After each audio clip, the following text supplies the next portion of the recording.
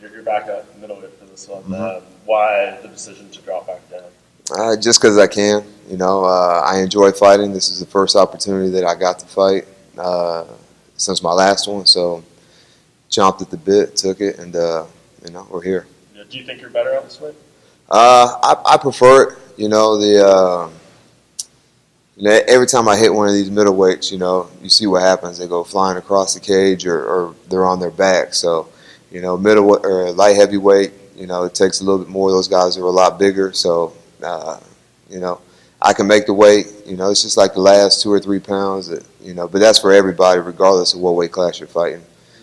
So now I've never missed weight, so it's not like an issue or anything like that.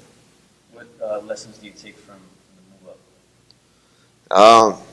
Man, I really have a passion for fighting, so it really doesn't matter who they put in front of me or whatever. We're gonna get in there and we're gonna do the dance.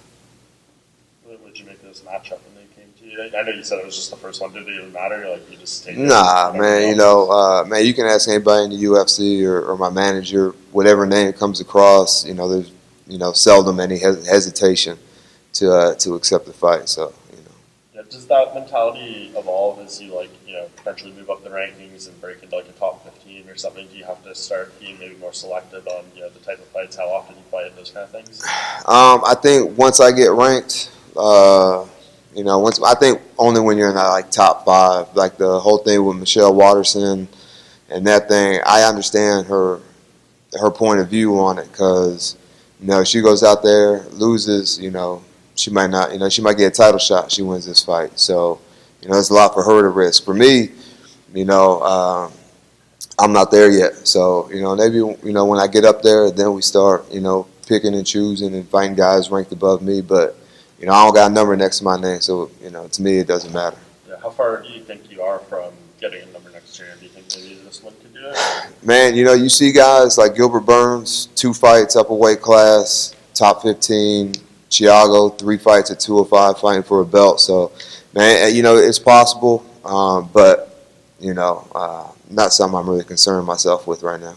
Yeah, I mean, do you see more?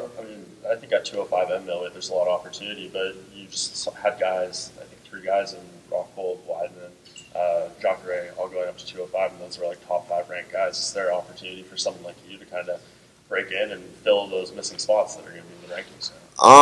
Yeah, absolutely. I think so. Those guys are a little bit older, so I'm sure, those are bigger guys too. So I'm sure that, the weight cut, the older you get, the harder it is. So,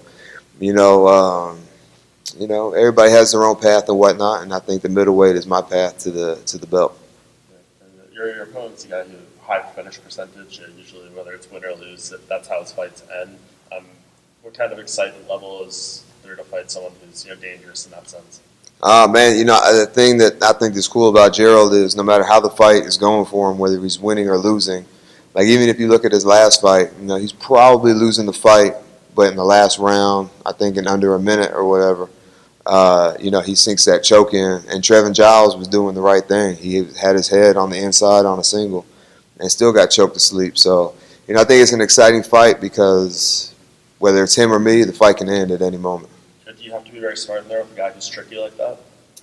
Man, let's not play coy or stupid, man. I'm on a mission. Every time I step in there, it's to do one thing, and that's to win in devastating fashion. So, I'm not going to be hesitant or not engage or do whatever because I don't want to risk getting submitted or nothing. I'm gonna go in there, I'm gonna fight, and let the cards fall as they may. With the new champion, the way that he's calling out names, people are at the top. Do you think that it's going to make it a little bit more difficult for you to kind of break in and get that type of attention from the champ?